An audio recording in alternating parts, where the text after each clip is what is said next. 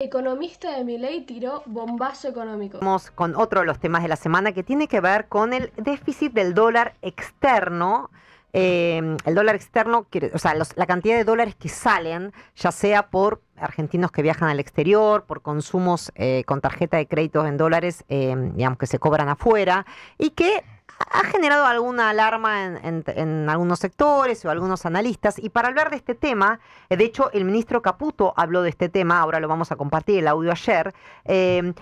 Para hablar de este tema tenemos en línea al economista Agustín Monteverde. ¿Qué tal, Agustín? Buenos días. Acá Mariel Fitzpatrick y todo el equipo de Guada Recargada por Rivadavia.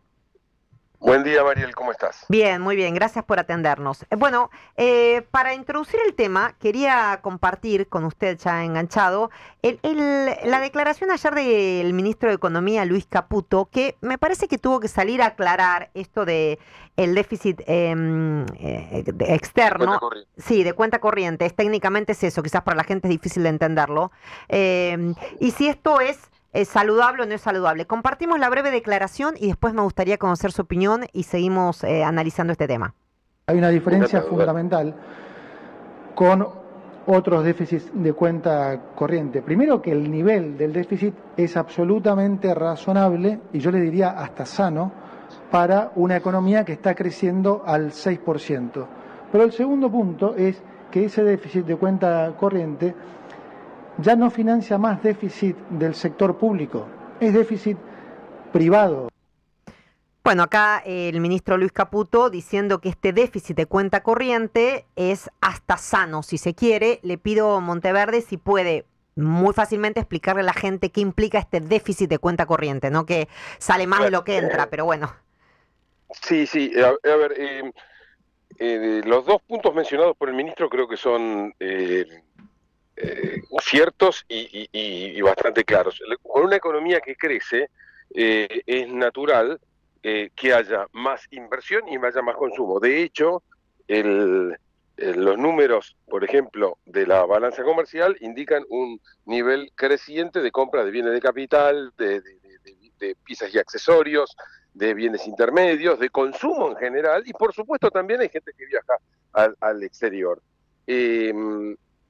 En una economía que está planteando un nivel de crecimiento interesante, nos basamos en estadísticas ya de PBI que tenemos del primer trimestre, más lo que van indicando, digamos, los proxies que nos van dando las cámaras empresarias y demás de los últimos meses. Bueno, es comprensible esto, pero más importante aún es el segundo punto que mencionó el ministro, que es... en este caso, este déficit no está bancando un agujero fiscal. En todo caso, es un problema de particulares, que es lo que deciden si gastan o no sus tenencias de dólares. Ahora bien, falta un tercer punto que yo le agregaría a lo que señaló el ministro, que es, estamos en un mercado de dólares que es libre y transparente, y donde no hay intervención de la autoridad monetaria. Desde que se levantó el cepo, no hubo un solo día en que en el mercado libre de cambio haya habido intervención del Banco Central. Cuando alguien señala el tema de los futuros, yo le diría que revise ese punto, porque el mercado de futuros no es de divisas, sino de diferencias en pesos. Es simplemente una especulación que en todo caso hacen ambas partes, el que vende y el que compra, sobre el valor final del dólar que se va a liquidar en pesos, y esas intervenciones del Banco Central se hacen con la expectativa de que le va a sacar jugo a las ventas que está haciendo en el mercado de futuros. Pero el mercado de cambios no está siendo intervenido. Entonces, esto se resuelve también por vía del mercado de cambios. Si evidentemente empiezan a faltar dólares, en algún momento comenzará a subir el valor del tipo de cambio, y naturalmente empezará a frenarse un tanto las salidas de dólares, y en cambio aumentarán los ingresos. O sea que esto se regula solo, eso es lo que quiero decir. Interesante e importante este punto. Hay varios que alertaban esto, que desde el levantamiento del cepo a mitad de abril hasta ahora, considerando el número de mayo, salieron, digamos, de dólar ahorro más de 5.000 millones. ¿Esto es preocupante? ¿Esto implica o no implica? Lo pregunto de forma llana para la gente que nos está escuchando. ¿Esto implica una caída de reservas? ¿O estos dólares que la gente usó pueden haber sido dólares de colchón? Por supuesto que pueden y prácticamente con seguridad fueron dólares de colchón. O sea, ¿no sí, implicó una absolutamente. caída de reservas esto? A ver, la caída de reservas tiene que ver con otro fenómeno que la verdad que creo que el gobierno tendría que ser más claro explicándolo, porque se le endereza al gobierno siempre el hecho de que está aumentando el endeudamiento externo, y es la más redonda de las falsedades esa. A ver, el Banco Central ha comprado una enorme cantidad de divisas desde diciembre de 2023 a hoy.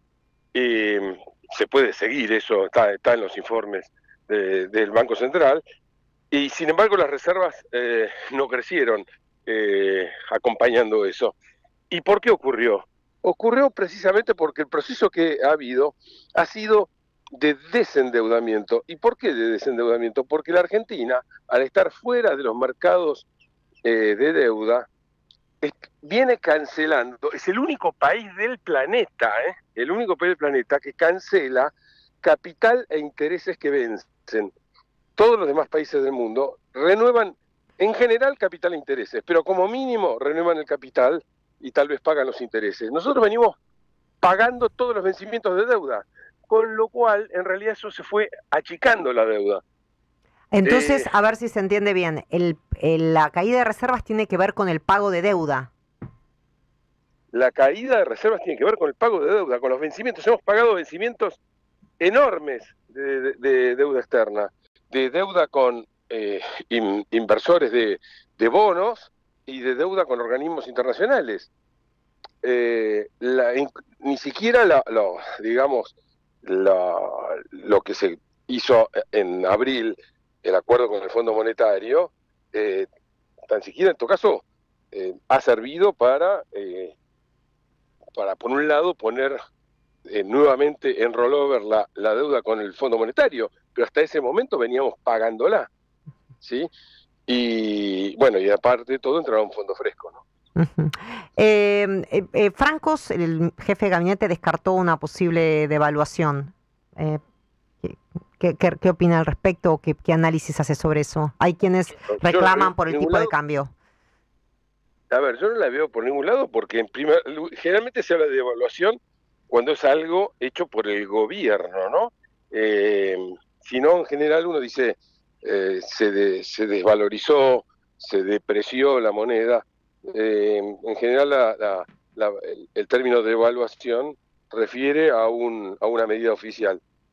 En la Argentina hoy rige un mercado libre, donde, reitero, no solamente por el juego de oferta y demanda, sino que el Banco Central no está actuando ni en la oferta ni en la demanda. Por lo menos hasta el momento no intervino. No ha tenido una sola intervención. Así que yo no veo esa posibilidad. Lo que sí puede pasar, obviamente, es que de acuerdo a la marcha de los flujos de divisas en la Argentina, el tipo de cambio oscile entre bajas y alzas. Hasta ahora hemos visto mayormente un comportamiento bajista, que fue lo que anticipamos, por lo menos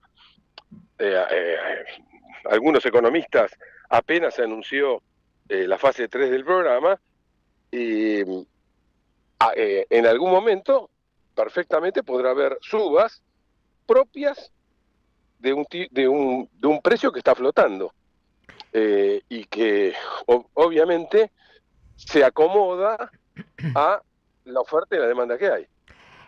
Monteverde, muchísimas gracias por compartir este análisis y esta explicación. Es un tema a veces complejo y que puede generar preocupación, así que le agradecemos esta comunicación con Rivadavia. Si bancás a Javier Milei, suscríbete, dale like y compartí.